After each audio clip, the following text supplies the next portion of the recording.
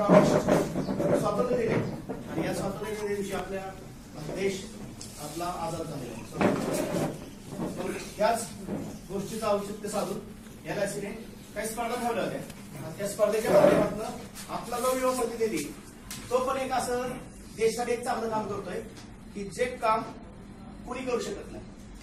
असं काम की जे काम एखादा परिवाराचा प्रमुख उद्ध्वस्त झाला तर त्याला त्याच्या घरी आर्थिक सोड देण्याचा प्रयत्न केला. जसं आपण या ठिकाणी गेले 8-10 दिवस झाले आपण सांगलीच्या कोल्हापूरच्या दिशेने पश्चिम महाराष्ट्रातले 2-3 जिल्हे त्यातला मेन सांगली, कोल्हापूर आणि काही सातारा जिल्हा निर्माण ह्या जिल्ह्याला आसमानी संकट आलेले आहे.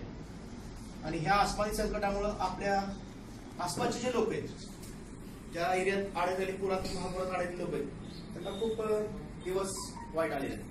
खरं तर आपण आज इकडे स्वातंत्र्य दिवस साजरा करतोय, पण त्या लोकांना त्यांच्या दुःखात आपण सर्वजण सहभागी आहोत.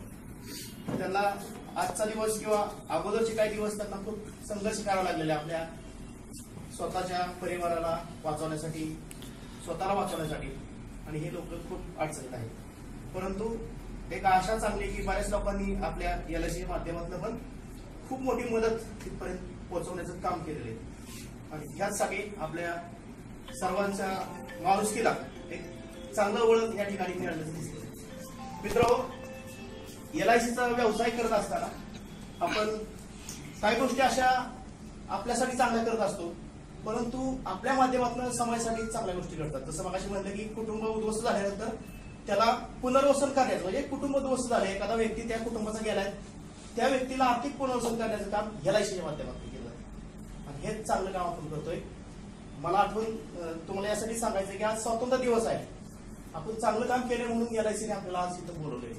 थोडेच फार लोक आहेत, सगळे लोक नाही तिथं. ज्यांनी चांगलं काम केलंय, ज्यांनी खूप मन लावून काम केलेलं आहे, त्याचा या ठिकाणी सन्मान आजच्या दिवशी, की ज्या दिवशी ऑल इंडियामध्ये 15 ऑगस्ट हा खूप मोठा आपल्यासाठी खूप मोठा असा दिवस आहे की ज्या दिवशी सन्मानात आपण पाहतो. जरा तुमच्यासाठी जोरदार टाळ्या वाजवा की ज्या माध्यमातून तुम्ही अशा टाळ्या वाजवा की ऑफिसमध्ये चालले. जोरदार टाळ्या वाजवा.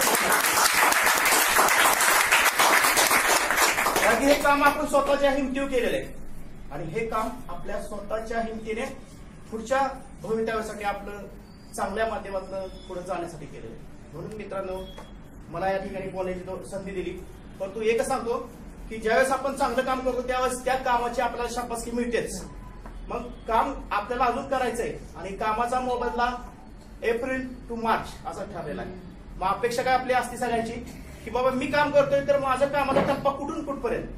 माझा कामाचा टप्पा MDIT साठी जानेवारी टू डिसेंबर आणि आर्थिक ह्याच्यात आपल्या गोष्टीसाठी एप्रिल टू मार्च.